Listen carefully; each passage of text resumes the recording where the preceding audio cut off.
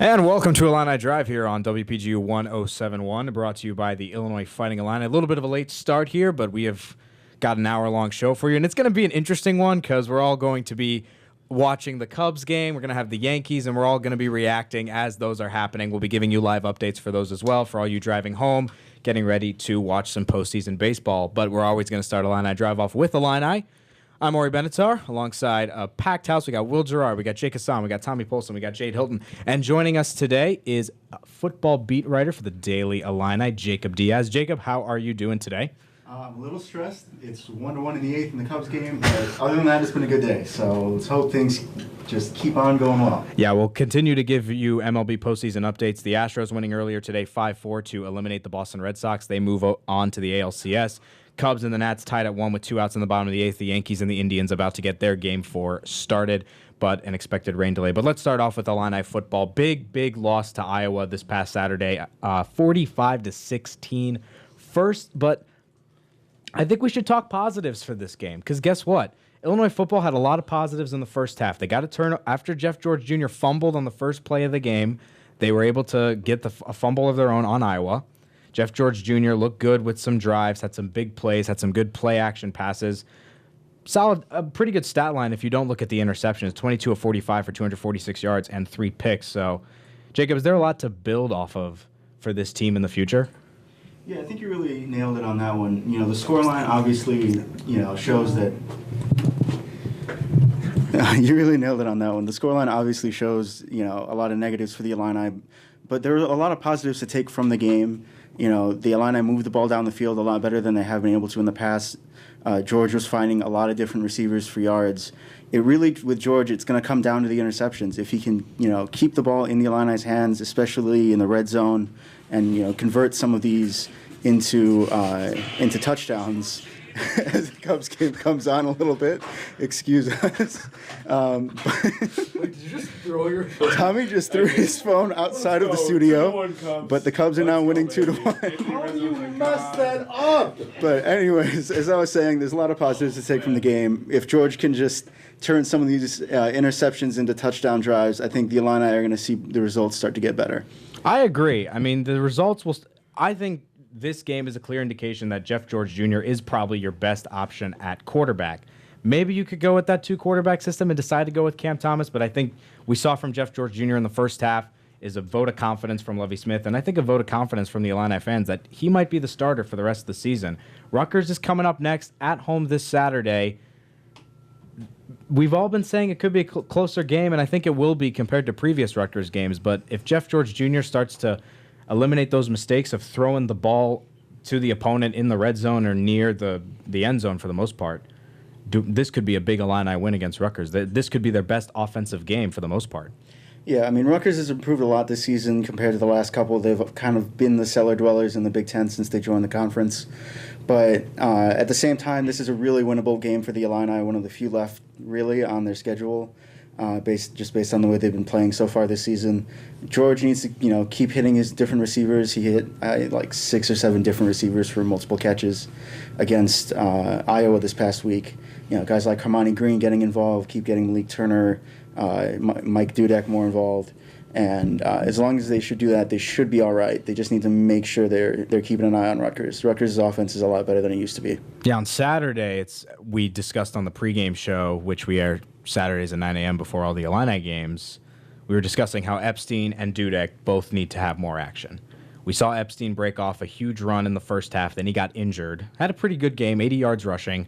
Mike Dudek only got 4 targets. So do you think that Jeff George Jr. was just trying to get everyone more involved and not try and just throw to Dudek? Because Malik Turner got a lot more targets this past game, and he didn't have the greatest of games for the most part. So do you think that Jeff George Jr., it's clear that he's more of a let's throw to different options kind of guy, or Iowa figured out that he's probably going to throw to Dudek a lot, so George Jr. was like, can't throw to Dudek as much?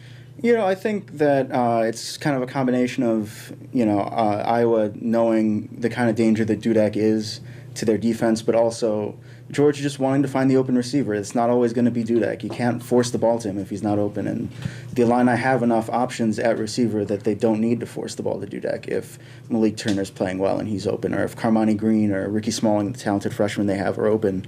Those guys are good enough. They don't need to force the ball to Dudek 5-6 times a game to win.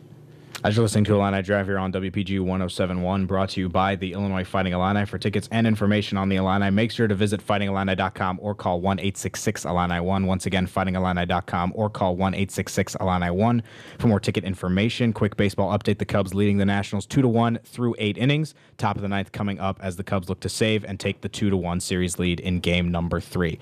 But moving back to the Illini, besides the passing game, which was the big story of it all, the running game, I thought, looked a lot better for the most part, because Mike Epstein, 83 yards before he got injured. Reggie Corbin, 61 yards.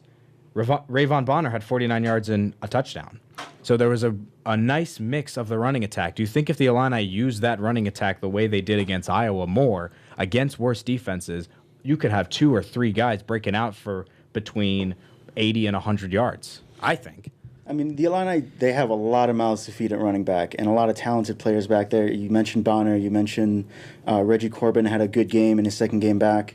Even Dre Brown's an option now. I don't expect him to get a lot of carries. You know, he just came back off of 2 years being injured, but he's an option. He's the 5th running back. And, you know, Kendrick Foster, who was a 700-yard rusher last year, didn't even really get on the field.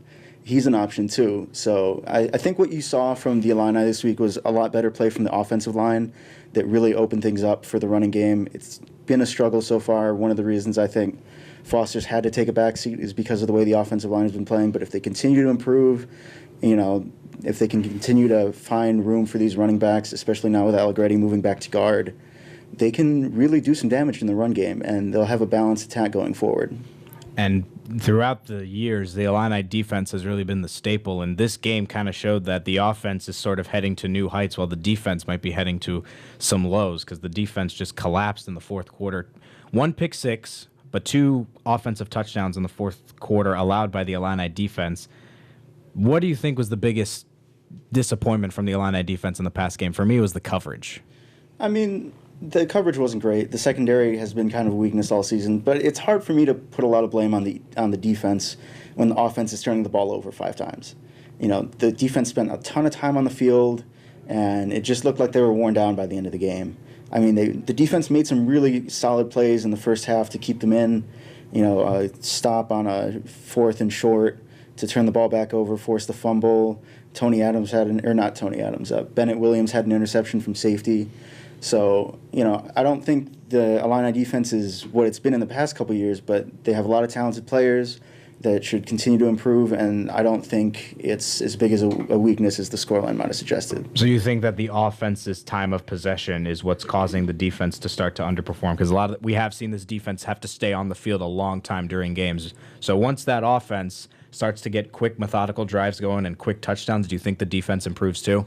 I do. I mean, and even just from a mental standpoint, it's disheartening when you watch your offense go down the field and turn the ball over in the red zone. You know, you think you're going to be catching up, or, you know, in some cases you're going to be taking the lead, and you have to come back out on the field, and the scoreline's exactly the same. Sometimes they're in a tough spot after a long interception return. I know the last turnover the Illini had, Iowa was able to punch it in from, I think, like 10 yards out.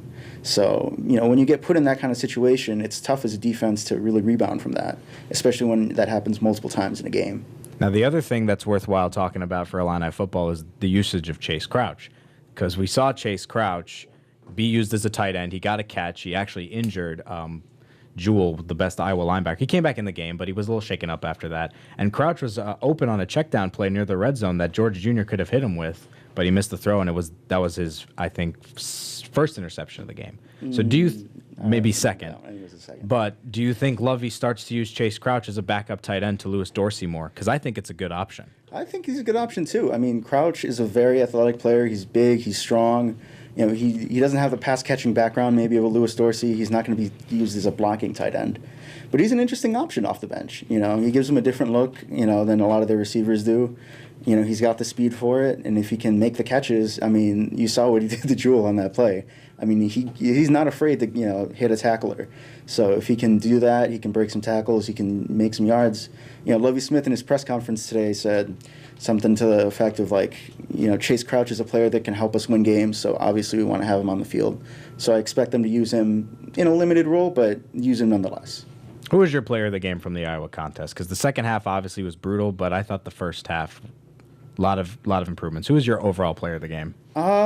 It's kind of tough to single out any one player. I liked what I saw from Reggie Corbin. He had a lot of really nice plays, making people miss in the open field. Same with Epstein before he got injured. There wasn't anyone that really stood out to me, though, to be honest with you. Really? Not? Do you think Jeff George Jr. really, besides the interceptions, do you think he stood out? I thought he looked good. I mean, he made a lot of great passing plays. He found some guys, but you can't throw 3 or 4 interceptions and fumble the ball and be the best player on the team. It just comes down to that. You can't turn the ball over that many times. But once he gets the turnovers out, if he can get the turnovers out, he'll be a solid quarterback. But we've seen George before be a little interception happy, a little prone to being picked off. So until we see him be able to make those throws and stop throwing interceptions, I don't think you can really say that he's that great of a quarterback. Yeah, 3 of his 6 career games, he has thrown multiple interceptions. And next week will probably be the best chance Jeff George Jr. has to get himself a really good stat line, because he's played some really good teams in his career. He had to play Michigan and Wisconsin last year, and this year he's gone up against South Florida and a solid Iowa defense. But against Rutgers, do you think this is a game where Jeff George Jr. maybe throws 1 interception and gets himself maybe 3 touchdown passes? He really should. I mean, the Rutgers defense isn't anything special. This should be a game where he can come out and be comfortable and not be under too much pressure and not have to worry about ball hawking cornerbacks. So it should be a good stat line from George. If he can find his guys like he did against Iowa just more consistently, it should be a really good stat line for him. Well, Jacob, thanks for joining us today. Always great to hear you talk about football. Enjoy the rest of the game tonight and enjoy the game tomorrow, because it's happening either way. We're going to take a quick break. When we come back, you'll see more hand motions from us as we watch baseball, and we're going to talk about baseball when we return to Illini Drive here. It might be the last pitch. Might be the last pitch. Okay. Yep, this looks like the last pitch. It's the last pitch. So and the Cubs are winning the game. Pop out to Anthony Rizzo. Unbelievable. And the Cubs take a 2-1 series lead over the Nats. All right, so a 2-1 win for the Cubs gives them a 2-1 series lead. The Nationals, it was fun playing. All right, so Game 4 is tomorrow. The Cubs will look to clinch the series and head back to the NLCS for the 3rd consecutive year for Game 4. We'll talk about this Cubs win. We'll talk about the rest of the MLB playoffs when we return to Illini Drive here on WPGU 107.1. You're watching Illini Drive on Urbana Public Television. Tune in Monday nights at 6 p.m. to listen live on WPGU 107.1. Baseball season's underway. Well, you better get ready for a brand new day. And welcome back to Illini Drive here on WPGU 107.1. Ori Benatar returning here with Tommy Polson, Jake Hassan, Will Gerard, and, of course, Jade Hilton. We're moving on to baseball now, because that's clearly what is on everyone's mind here in the studio. Cubs just beating the Nationals 2-1 in Game 3. They scored runs in the 7th and the 8th after Max Scherzer threw 6.1 innings of no-hit baseball. One hit baseball. Well, he threw no-hit baseball for 6.1. Mm-hmm. Yeah, that's what I said. So the Cubs are up 2-1 in the series now, with Game 4 coming up tomorrow. Jake Arrieta takes the mound for Chicago. Question now is, Jake, do they put Strasburg out there? Or do they keep Tanner Rourke starting? Strasburg's not starting the game. It's going to be like we saw in the Boston and Houston game today, where Verlander and Sale came in relief. It's going to be like that. If Tanner Rourke gets in trouble early, they'll go to Strasburg, and then they might even go to Gio Gonzalez too. But it's just one of those things. I mean, a do-or-die game, you have to have all hands on deck. And even though Dusty Baker is one of the poorest bullpen managers in all of baseball, I think he'll know to put – I hope he'll know, for Nationals fans' sake, that he'll know when to put in Strasburg. I'm sure Max Scherzer will even be saying, I want to go out there at some point, because that's just the type of pitcher he is. I mean, right now in that Nationals clubhouse, no one is safe from Scherzer right now, because he twirled a gem and they blew it. And he's he's going to want to go back out there tomorrow. He didn't want to come off the mound today. He shouldn't have. He shouldn't have. He was arguing with Dusty, and as he rightfully should have, because I mean, obviously I'm not a baseball manager, but I would have let him stay out there. I mean, he was on point all day, but I mean, we'll see what happens tomorrow. Strasburg's definitely in line to the first man out of the bullpen, though, if Rourke gets in trouble. Most likely. Tommy, who needs to step up for the Cubs, though, to win tomorrow and close out the series? It's going to be just like today. I mean, it's going to be a little bit of everybody. It's going to be a little bit of Rizzo. Rizzo's going to come up in those clutch moments.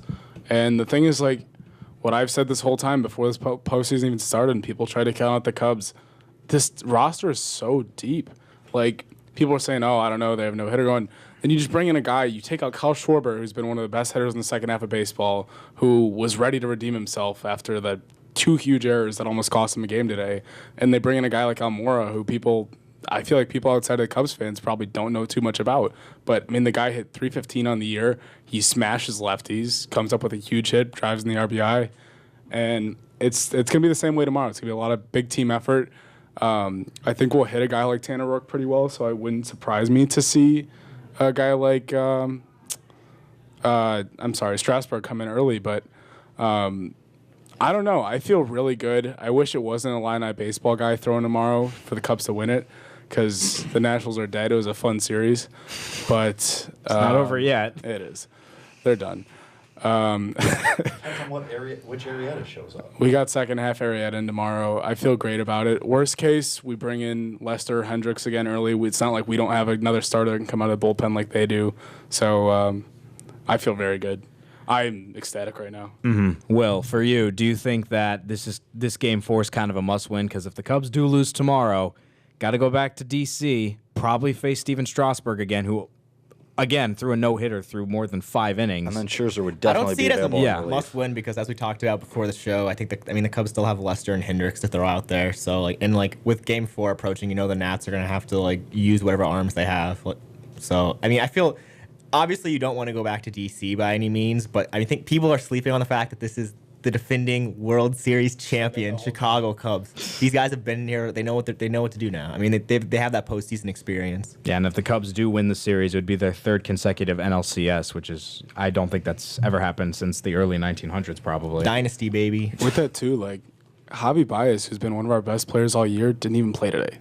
Yeah, you had Zobrist. That's how and deep Russell. this lineup is. It's Zobrist, Russell. They both made great plays. Zobrist had the huge hit and ended up scoring the first run. I mean, I'm feeling really good. I think, though, the Cubs have a couple of guys need to step up and bring in runs, because the Cubs have scored now 8 runs in this series. 5 of them have been driven in by Anthony Rizzo. Yeah, someone's got to step up. It's incredible how he always is up in those spots where they need someone to step up, and then always in those clutch. It's always him, and he always delivers nearly every time. I mean, it always seems like that. I just want to say, I think the Nationals have too much talent, and they're tired of being that team that always gets bounced early in the playoffs. So I do think this goes to a Game 5. I mean, I think the Nationals do win tomorrow, because I think they have that kind of mentality, we can't keep being this team that goes out early. So I think they'll put up a little bit more fight. I kind of can see a high-scoring game tomorrow. It's possible. I think it's gonna. I mean, this has been a series dominated by pitching for the most part. I mean, 6 runs for the Nats in Game 2, but 5 of those runs came in the 8th to the Harper and Zimmerman homers. But the name Washington before a team is it just seems like a bad omen, because it just keeps happening that Washington D.C. If they were still the Montreal Expos, maybe they would win the series. But man, Washington D.C. teams have just. I mean, the Nationals have not been the greatest team in this postseason. 7 runs in the first 3 games. They got shut out in Game 1 by Kyle Hendricks. And to be fair, they practically only scored 1 run throughout Game 2, because those 5 runs came off of 2 swings from Harper and Zimmerman. So Nats haven't been I don't think the Cubs have by far played the best, and that leads me to the next thing. Here's a quick overarching bracket for MLB. Who's the best team in the playoffs? Cubs up 2-1, Dodgers up 2-0, Astros through to the CS, and the Indians are up 2-1. Who's been the best team so far in the playoffs? The Astros. Far and away. Yeah. Far and away, the Astros. You can make a case for the Dodgers, but the Dodgers have been bailed out by some guys in big moments. I think overall team play, the Astros are far and away the best. Springer and Altuve have been phenomenal. Correa came up big in some moments in the Boston series that they just finished. Verlander was phenomenal, even though he struggled in relief today, but it was his first relief appearance ever. He made all starts in college, all starts in the minors, all starts in the MLB. Never came in a relief appearance before. This was his first one and it didn't go well. But he's been good. Their whole rotation's been really good. And just Alex Bregman has been phenomenal too. I mean, we've been waiting for him to break out all year, and he's doing it at the best possible time. I mean, he's hitting homers left and right. I think he has 3 or 4 in the Boston series. I mean, it's incredible. He's hitting for contact. He plays awesome defense. Houston far away, Dodgers next, I think. But Yeah. it's really good baseball across the playoffs. I think Astros because the Astros have the series, settled, they're into the next round, you could say the Astros, but I honestly think the Indians have looked pretty solid, besides yesterday's game in Game 3 where Tanaka just showed up for the Yankees and Greg Bird hit that big homer. I think Cleveland looks really good. Greg Bird's going to be a star. God, yeah, I know, but that Game 2, man, my God, I was so annoyed.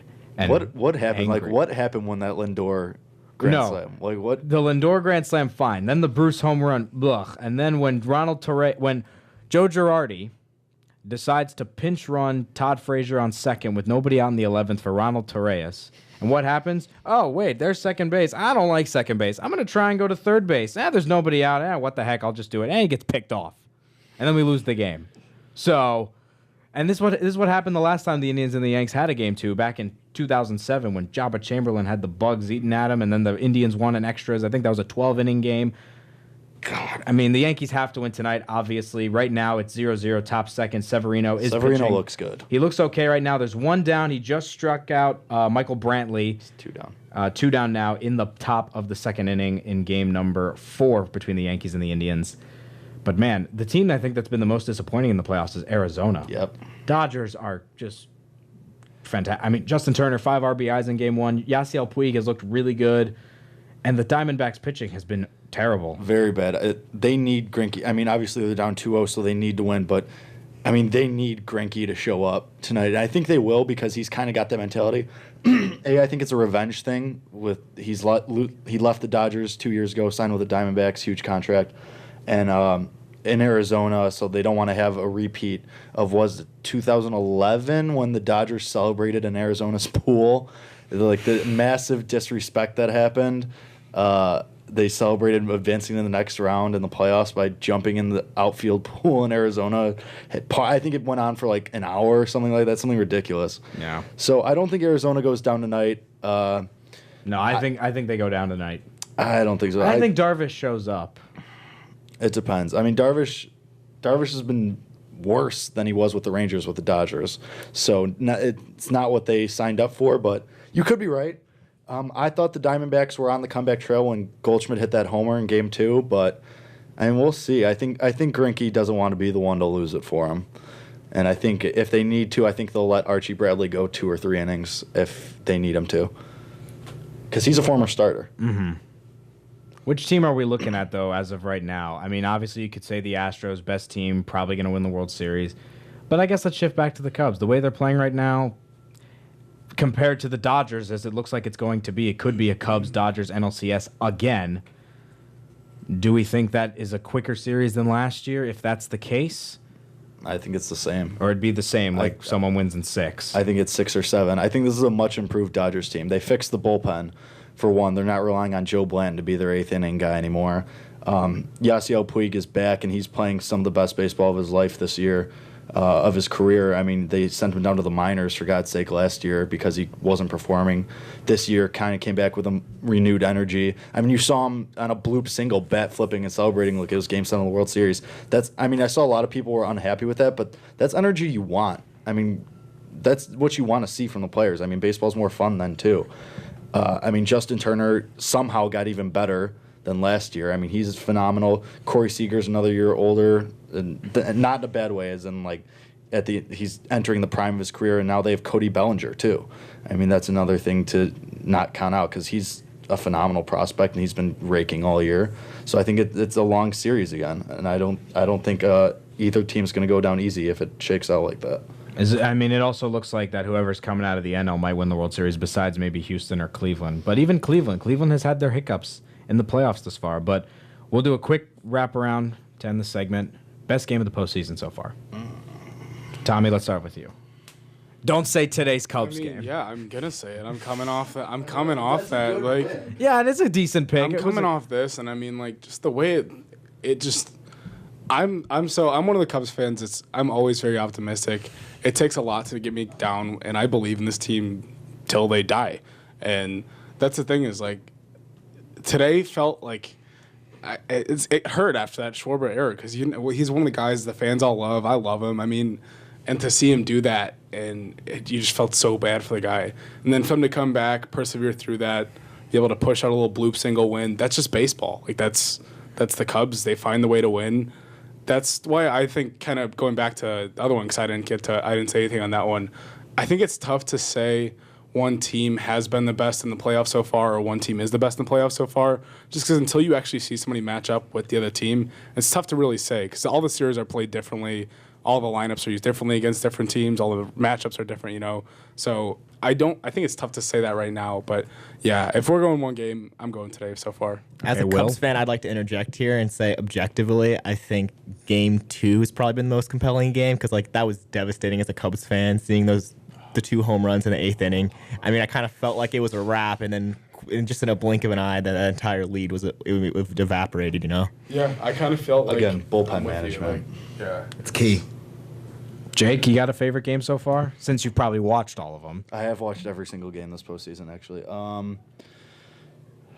I think for me, it's either Game 2 of this Yankees-Cleveland series, because that was just a really awesome. Like, I thought Cleveland was cooked in that game, and then Frankie Lindor with a sweet grand slam, which he smiled as he's swinging through, which was really cool.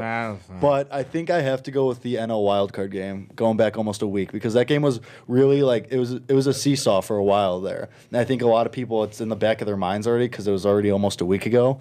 But that was a really good game all around. And I mean, there was a lot of seesaw moments. I mean, you didn't know which way it was going to go at first. Colorado pushed back a lot, and of course the Archie Bradley triple was a really cool moment. So I'm going to go with the NL wildcard game with that Cleveland New York Game 2 close second.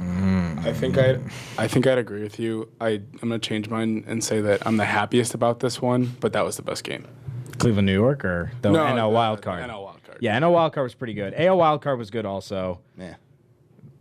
Cleveland New York Game 2 has probably been the most compelling and amazing game. Houston Boston today was also very good. I got to throw out Houston Boston Game 1 because the amount of surprising stuff that happened. Chris Sale going out in 5 innings. Yeah. Jose Altuve hitting 3 home runs. I had higher hopes for that game. You had higher hopes for the series, and Houston just came out and just demolished them for the most part. Yeah, well, it's because, again, talking about bad managers, John Farrell is just... Yeah, I mean... He's gone. You look at the starters for Boston in that series, only one of them got through 3 innings, and that was Chris Sale, and he only got through 5, which is bad for Chris Sale. Pomeranz through 2, Pfister through 1.1, and Porcello today through 3.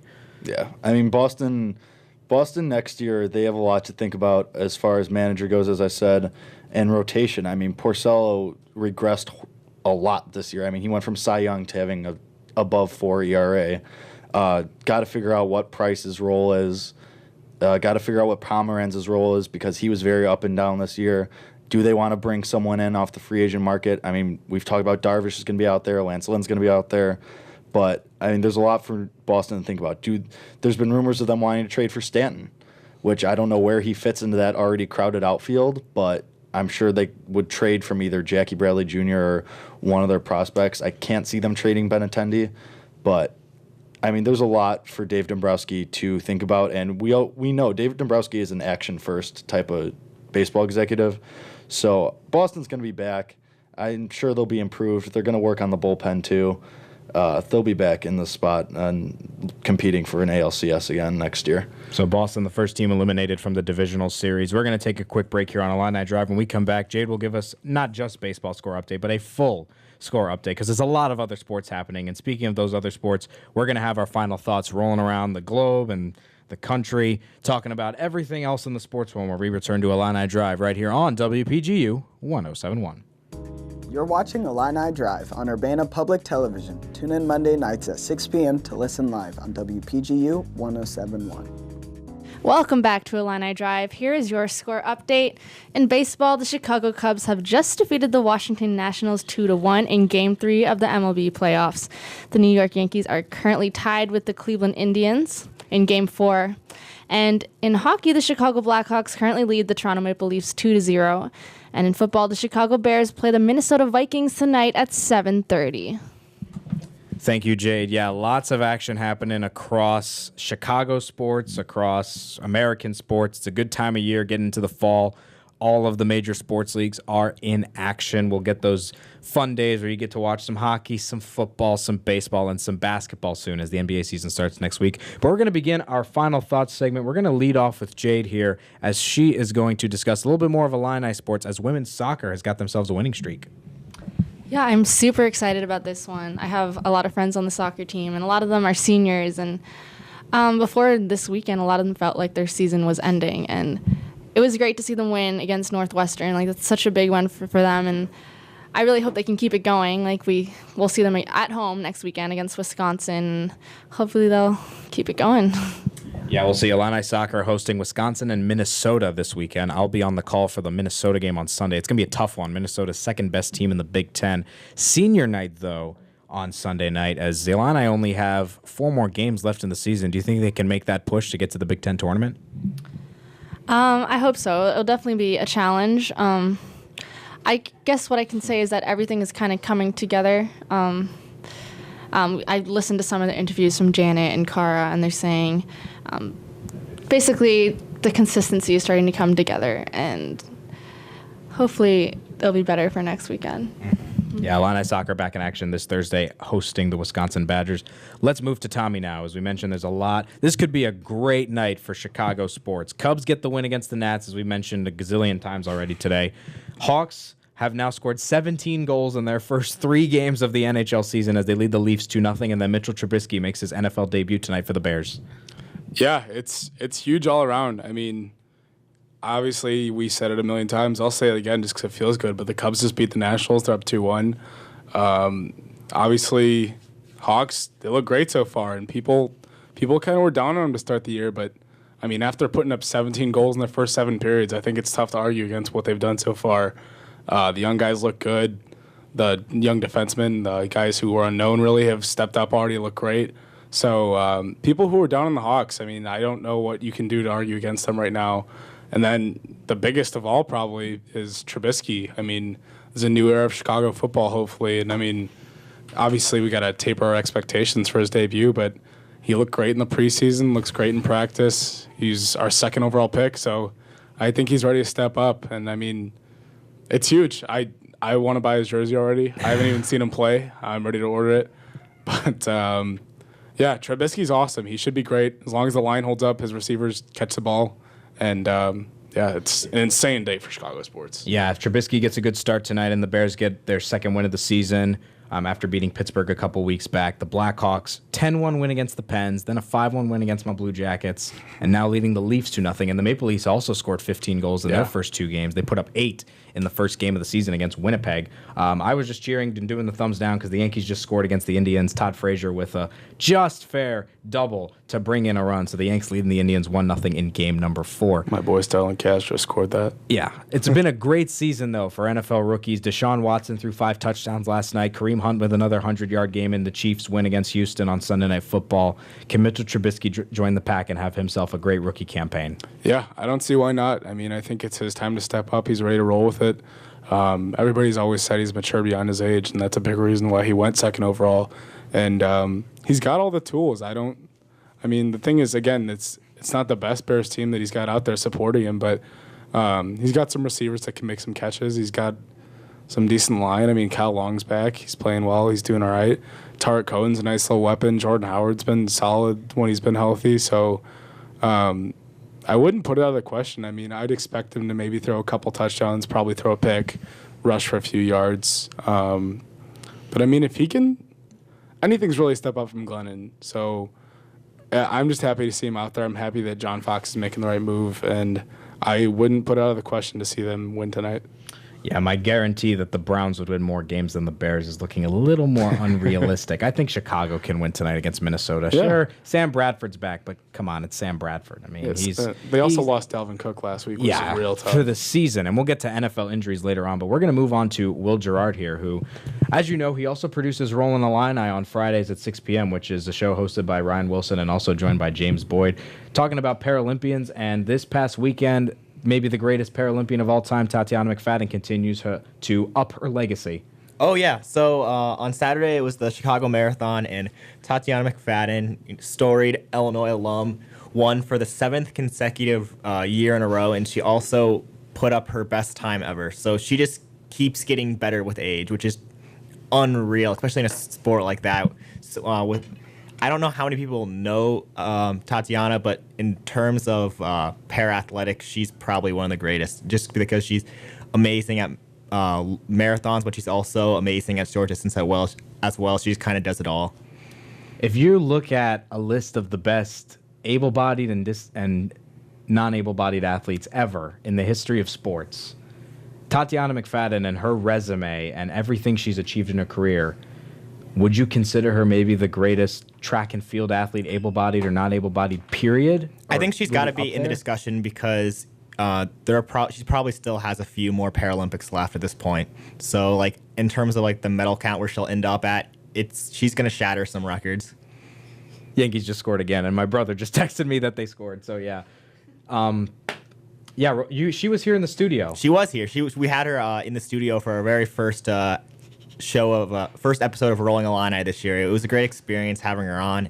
It's been an awesome run so far this year. So I'd love for you guys to tune in on Friday nights. Yeah, if you're tuning in to us, make sure to tune in to Rolling Illini Friday nights. We have sports all week here on WPGU. Illini Drive Monday through Thursday, Rolling Illini Friday, and then football pregame show every Saturday throughout the rest of the season. Let's go to Jake now for his final thought.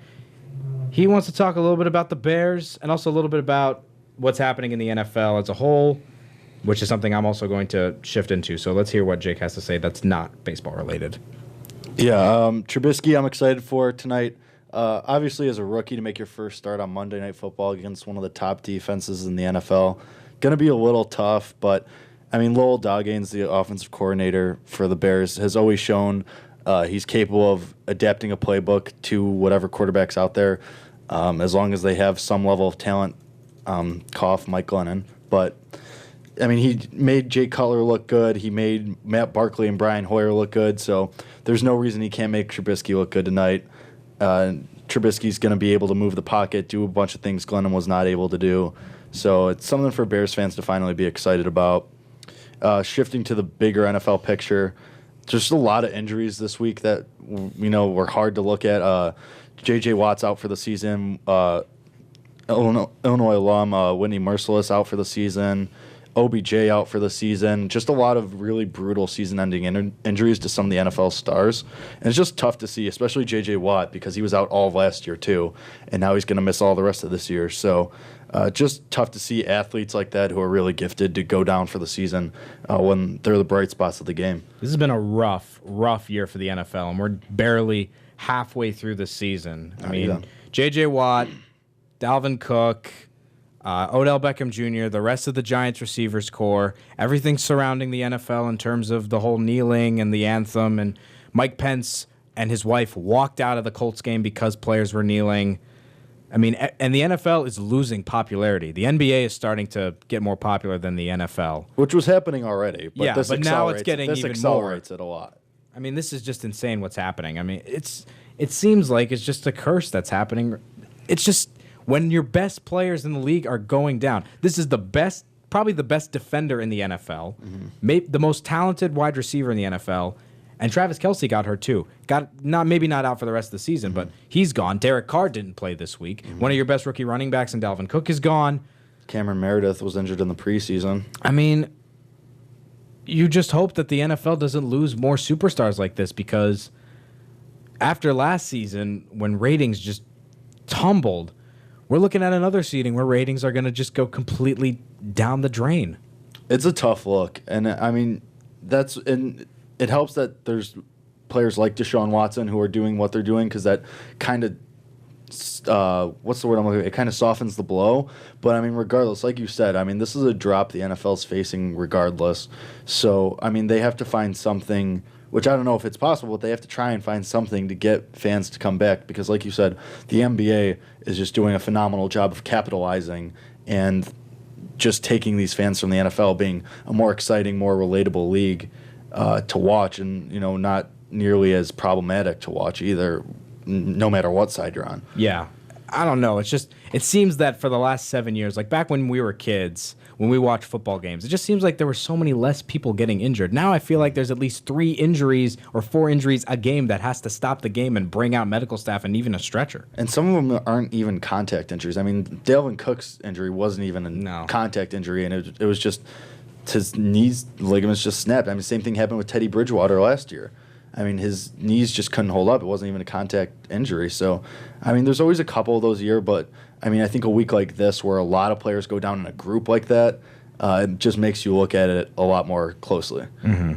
Yeah, a lot of stuff happening in the NFL. That was kind of my first final thought, but I want to shift to a different final thought. I'm going back to soccer because World Cup qualifying is going on. The last day of qualifying in this sort of stretch is happening tomorrow, and there's a lot of cool stuff that's going on. USA playing Trinidad and Tobago tomorrow. If they win, they're in, which is great. US is probably going to make the World Cup. Argentina, which I know you guys don't watch soccer, but when you hear Argentina, you know they're a good soccer team, right? Yeah. I think, you know they have Lionel Messi, right? I know Carlos Tevez, right? He doesn't play for Argentina anymore, but that's good. Used to, though? He used to. Very good player. Does Suarez still play for them? Suarez is from Uruguay, so you're close. He's in South America, but Argentina might not make the World Cup. They currently sit 6th in the South American table, which is in a qualifying spot. They're playing Ecuador tomorrow. If they win, they'll make it for the most part, but Argentina's just... And this is a team that made the World Cup final in 2014, and they might not make it, which is crazy.